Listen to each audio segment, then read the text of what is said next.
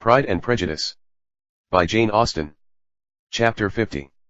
Mr. Bennet had very often wished before this period of his life that, instead of spending his whole income, he had laid by an annual sum for the better provision of his children, and of his wife, if she survived him. He now wished it more than ever. Had he done his duty in that respect, Lydia need not have been indebted to her uncle for whatever of honor or credit could now be purchased for her. The satisfaction of prevailing on one of the most worthless young men in Great Britain to be her husband might then have rested in its proper place. He was seriously concerned that a cause of so little advantage to anyone should be forwarded at the sole expense of his brother-in-law, and he was determined, if possible, to find out the extent of his assistance, and to discharge the obligation as soon as he could. When first Mr. Bennet had married, economy was held to be perfectly useless, for, of course, they were to have a son. The son was to join in cutting off the entail, as soon as he should be of age, and the widow and younger children would by that means be provided for. 5 daughters successively entered the world, but yet the son was to come, and Mrs. Bennet, for many years after Lydia's birth, had been certain that he would. This event had at last been despaired of, but it was then too late to be saving. Mrs. Bennet had no turn for economy, and her husband's love of independence had alone prevented their exceeding their income. £5,000 was settled by marriage articles on Mrs. Bennet and the children. But in what proportions it should be divided amongst the latter depended on the will of the parents. This was one point, with regard to Lydia, at least, which was now to be settled, and Mr. Bennet could have no hesitation in acceding to the proposal before him. In terms of grateful acknowledgment for the kindness of his brother, though expressed most concisely, he then delivered on paper his perfect approbation of all that was done, and his willingness to fulfill the engagements that had been made for him. He had never before supposed that, could Wickham be prevailed on to marry his daughter, it would be done with so little inconvenience to himself as by the present arrangement. He would scarcely be £10 a year the loser by the 100 that was to be paid them, for, what with her board and pocket allowance, and the continual presents in money which passed to her through her mother's hands, Lydia's expenses had been very little within that sum. That it would be done with such trifling exertion on his side, too, was another very welcome surprise, for his wish at present was to have as little trouble in the business as possible. When the first transports of rage which had produced his activity in seeking her were over, he naturally returned to all his former indolence. His letter was soon dispatched, for, though dilatory in undertaking business, he was quick in its execution. He begged to know further particulars of what he was indebted to his brother, but was too angry with Lydia to send any message to her. The good news spread quickly through the house, and with proportionate speed through the neighborhood. It was borne in the latter with decent philosophy. To be sure, it would have been more for the advantage of conversation had Miss Lydia Bennet come upon the town, or, as the happiest alternative, been secluded from the world, in some distant farmhouse. But there was much to be talked of in marrying her, and the good-natured wishes for her well-doing which had proceeded before from all the spiteful old ladies in Meryton lost but a little of their spirit in this change of circumstances, because with such an husband her misery was considered certain. It was a fortnight since Mrs. Bennet had been downstairs, but on this happy day she again took her seat at the head of her table, and in spirits oppressively high. No sentiment of shame gave a damp to her triumph. The marriage of a daughter, which had been the first object of her wishes since Jane was 16, was now on the point of accomplishment, and her thoughts and her words ran wholly on those attendants of elegant nuptials, fine muslins, new carriages, and servants. She was busily searching through the neighborhood for a proper situation for her daughter, and, without knowing or considering what their income might be, rejected many as deficient in size and importance. Hay Park might do, said she, if the Goldings could quit it, or the great house at Stoke, if the drawing-room were larger, but Ashworth is too far off. I could not bear to have her 10 miles from me, and as for Pulvis Lodge, the attics are dreadful. Her husband allowed her to talk on without interruption while the servants remained.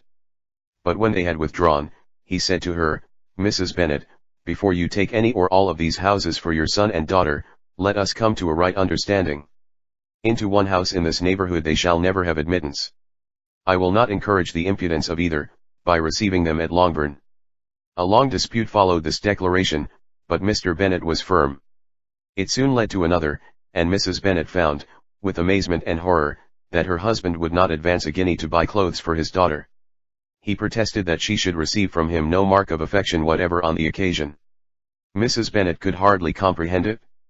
That his anger could be carried to such a point of inconceivable resentment as to refuse his daughter a privilege without which her marriage would scarcely seem valid, exceeded all she could believe possible. She was more alive to the disgrace which her want of new clothes must reflect on her daughter's nuptials, than to any sense of shame at her eloping and living with Wickham a fortnight before they took place.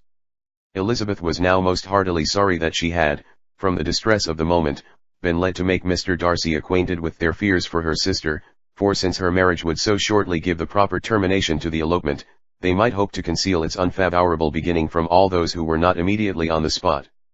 She had no fear of its spreading farther through his means.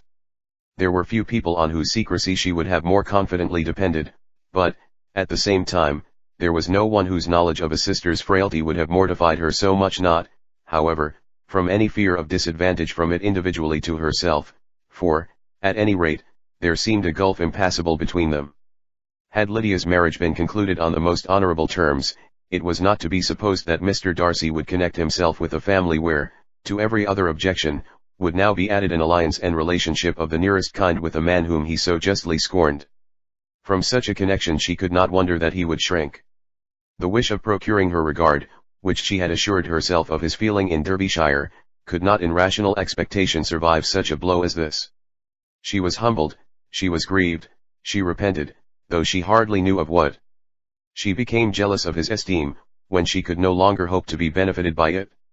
She wanted to hear of him, when there seemed the least chance of gaining intelligence. She was convinced that she could have been happy with him, when it was no longer likely they should meet. What a triumph for him, as she often thought, could he know that the proposals which she had proudly spurned only 4 months ago, would now have been most gladly and gratefully received. He was as generous, she doubted not, as the most generous of his sex, but while he was mortal, there must be a triumph. She began now to comprehend that he was exactly the man who, in disposition and talents, would most suit her. His understanding and temper, though unlike her own, would have answered all her wishes. It was an union that must have been to the advantage of both. By her ease and liveliness, his mind might have been softened, his manners improved, and from his judgment, information, and knowledge of the world, she must have received benefit of greater importance. But no such happy marriage could now teach the admiring multitude what connubial felicity really was. An union of a different tendency, and precluding the possibility of the other, was soon to be formed in their family.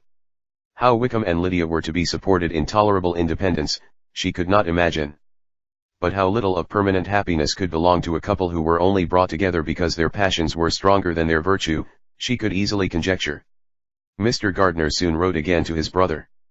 To Mr. Bennet's acknowledgments he briefly replied, with assurance of his eagerness to promote the welfare of any of his family, and concluded with entreaties that the subject might never be mentioned to him again. The principal purport of his letter was to inform them that Mr. Wickham had resolved on quitting the militia. It was greatly my wish that he should do so, he added, as soon as his marriage was fixed on. And I think you will agree with me, in considering the removal from that corps as highly advisable, both on his account and my niece's. It is Mr. Wickham's intention to go into the regulars, and among his former friends, there are still some who are able and willing to assist him in the army. He has the promise of an ensigncy in General S. regiment, now quartered in the north. It is an advantage to have it so far from this part of the kingdom. He promises fairly, and I hope among different people, where they may each have a character to preserve, they will both be more prudent. I have written to Colonel Forster, to inform him of our present arrangements, and to request that he will satisfy the various creditors of Mr. Wickham in and near Brighton, with assurances of speedy payment, for which I have pledged myself. And will you give yourself the trouble of carrying similar assurances to his creditors in Meriden, of whom I shall subjoin a list according to his information. He has given in all his debts, I hope at least he has not deceived us. Haggerston has our directions, and all will be completed in a week. They will then join his regiment, unless they are first invited to Longbourn, and I understand from Mrs. Gardiner, that my niece is very desirous of seeing you all before she leaves the south. She is well, and begs to be dutifully remembered to you and her mother yours, etc. E. Gardiner. Mr. Bennet and his daughters saw all the advantages of Wickham's removal from the shire as clearly as Mr. Gardiner could do. But Mrs. Bennet was not so well pleased with it. Lydia's being settled in the north, just when she had expected most pleasure and pride in her company, for she had by no means given up her plan of their residing in Hertfordshire, was a severe disappointment, and, besides, it was such a pity that Lydia should be taken from a regiment where she was acquainted with everybody, and had so many favourites. She is so fond of Mrs. Forster, said she, it will be quite shocking to send her away. And there are several of the young men, too, that she likes very much. The officers may not be so pleasant in General S. regiment. His daughter's request, for such it might be considered, of being admitted into her family again before she set off for the north, received at first an absolute negative. But Jane and Elizabeth, who agreed in wishing, for the sake of their sister's feelings and consequence, that she should be noticed on her marriage by her parents, urged him so earnestly yet so rationally and so mildly, to receive her and her husband at Longbourn, as soon as they were married, that he was prevailed on to think as they thought, and act as they wished. And their mother had the satisfaction of knowing that she would be able to show her married daughter in the neighborhood before she was banished to the north. When Mr. Bennet wrote again to his brother, therefore, he sent his permission for them to come, and it was settled, that as soon as the ceremony was over, they should proceed to Longbourn. Elizabeth was surprised, however, that Wickham should consent to such a scheme, and had she consulted only her own inclination, any meeting with him would have been the last object of her wishes.